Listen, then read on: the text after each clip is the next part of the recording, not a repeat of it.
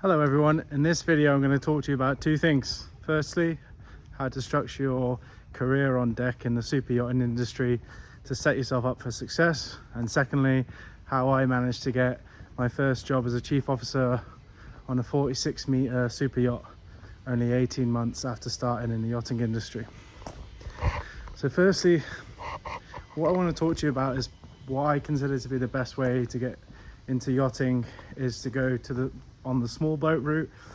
Small boats really are between 30 to around 50-meter boats, but honestly the sweet spot for the bulk of your career should be between about 42 and about 46 meters. It might seem very specific, but you'll be surprised at how many boats fit into this category, and there's a reason for that because of the regulation on size and gross tonnage. It means that yachts have to be quite a specific size to fit either in one category or a different category, and that's why you end up finding a lot of groupings around certain sizes. The reason why I think this is a good route is because on larger yachts you end up with a very strict, albeit professional atmosphere, which personally doesn't suit me. I come from a military background, and one of the things I did like about the military was the discipline, but sometimes it was almost too much. And actually it's nice to just be a bit more human, which you get on medium-sized boats. If you go a bit smaller than 40 meters, it's not the end of the world, and I probably prefer it to the bigger boats. However, what you'll find is that you're doing so much work that you almost never really get any downtime or dead time where you're just sort of ticking over, which there's plenty of that on mid-sized boats. And whilst that might not seem of interest to you in the beginning because you're very young and ambitious, in the end you'll want that kind of time because you don't want to be stressed all the time, and you want to have some kind of longevity in your career, and so you need this kind of time. Also be available to get more support on these kind of size boats as well for training and that kind of thing. So my first advice to you is to get your yacht master offshore as early as possible. I got mine in April 2024, and then within 2 months I got a job as a chief officer on a 46 meter, and there aren't that many 46 meters that only require a yacht master offshore, but there are plenty of yachts in between around 40 to 45 meters that do. This one just happened to be in a particular orientation where it allowed that. So it did help that I had previous experience in the Navy getting this job, I'm sure, but it's not like unthinkable that having a yacht master offshore and a little bit of experience could get you into a position like this. So get your yacht master offshore as early as possible. The other reason for this, other than it's going to get you better jobs immediately, is that all of your tickets after that, like your officer to watch ticket, like the officer watch 3000, will be backdated to when you get your yacht master offshore. All of your watch keeping experience will be backdated to this date, so the earlier you can get it, the better. The yacht master offshore also signifies that you're very serious about this industry, because it does take some level of commitment and financial investment to get it in the first place. So overall, really important thing to get. Now honestly, the best way to get this is probably a 0 to hero course, but it's very expensive. You're looking at about £10,000, and typically you can only do it on sailing vessels, which nothing particularly wrong with that, but you're going to end up with a really big skill set on sailing vessels, not necessarily applicable to motor yachts, although overall this is the best route for most people. Fortunately, I had a lot of small boat handling experience from the Navy, which I could use to qualify me for my officer watch offshore miles. But in most people's cases, 0 to hero course and somewhere like the Isle of Wight at UKSA is probably going to be your best bet. You can do this before you start your career in yachting, of course, although you run the risk of spending a lot of money and time to then later on realize that perhaps this isn't the career for you. But I would say the best orientation would be to do 1 season and then complete the yacht master offshore after 1 season, and realizing that actually this is what you want to do. So that's my first tip.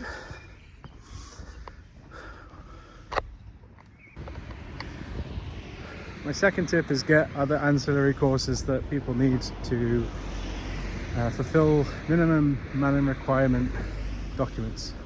I'll explain what I mean by this. So About 6 weeks in to yachting, I kind of realized that big boats weren't really going to be for me.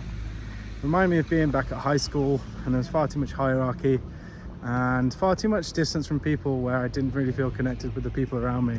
And I knew that a smaller team dynamic would eradicate that, and I was right. So I started doing a bit more research by just looking at yacht spot jobs that were in the smaller boat range, and I realized that a lot of them requested certain qualifications like navigational watch rating certificate, which I didn't have, and AEC 1 or 2, which I also didn't have. So I'll explain what both of these are in a minute, and honestly getting all three of these would be really helpful. Navigational watch rating certificate you can get with 2 months experience on a yacht plus a 1 week course, or 6 month overall experience. At the time I didn't have this, so I didn't get it, but if you do get a Yacht Master Offshore, it supersedes the need for a navigational watch rating certificate. So in that case you wouldn't need it. But in the beginning it can be a good stepping stone to allow you to fulfill minimum requirements and get on smaller boats. For the AEC 1 and 2, you don't need any prerequisite requirements, so that can be a really, really good option for you because there's no blocker there. You can just take them immediately, which is what I did. It cost me about $3,000, which is quite expensive, but it was a good investment, and it definitely did help me to get jobs on smaller boats.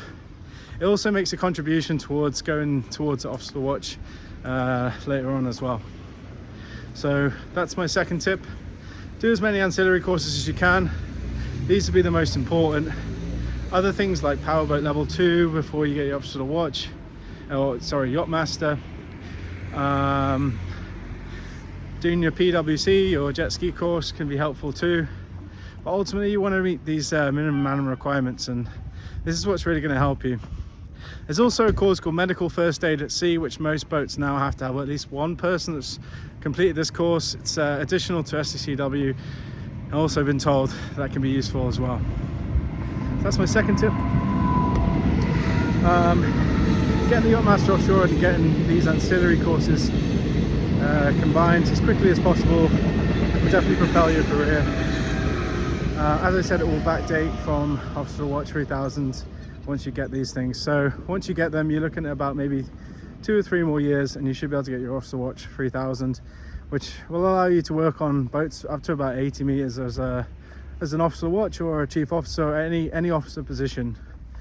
Personally, I plan to spend most of my career on boats around the 50 meter mark, because this is kind of the first size of boat where you'll get rotation as someone who holds Officer Watch 3000, wherever that is as a officer, like a first officer, second officer, or like a chief officer.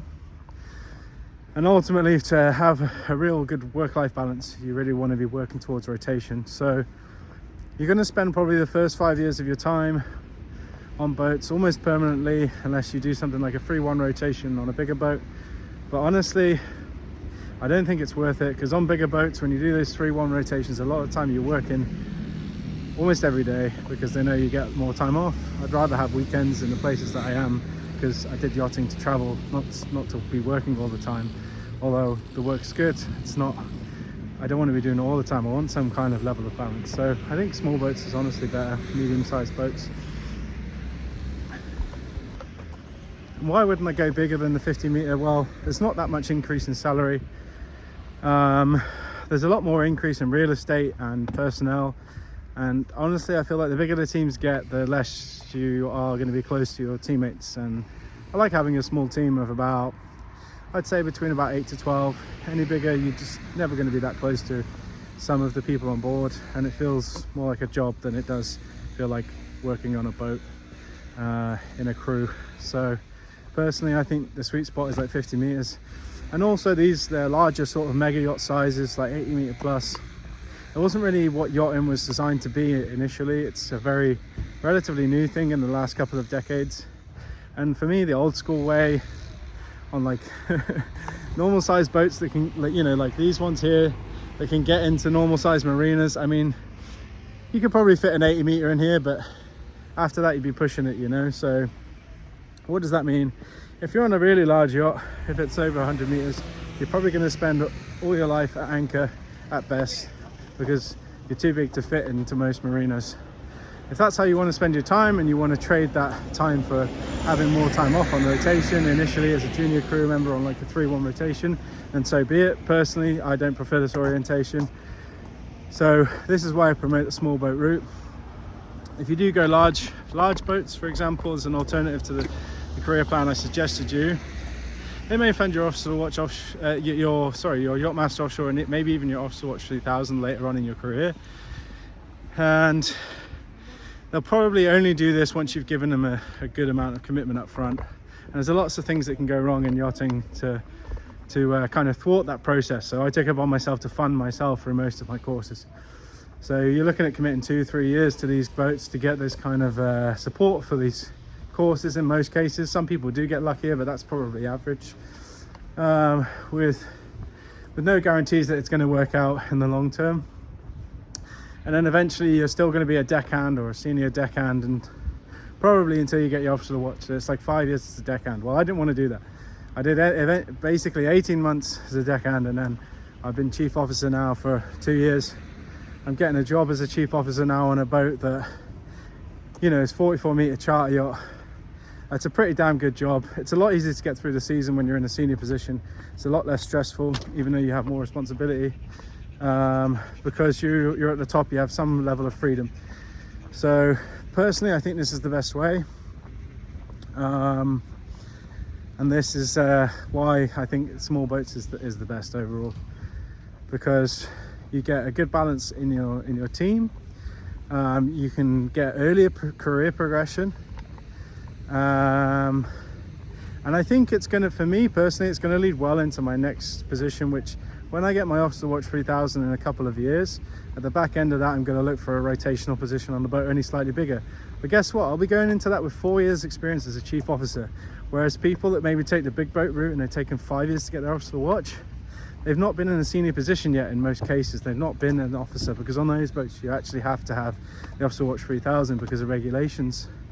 So they won't have any experience in a chief officer position. Now they might argue, okay, I've been the bosun or I've been the senior deckhand, I've been running the deck team, but then how much administration experience are they actually going to have? So personally, this is the best route, in my opinion, is to go for boats in that sweet spot.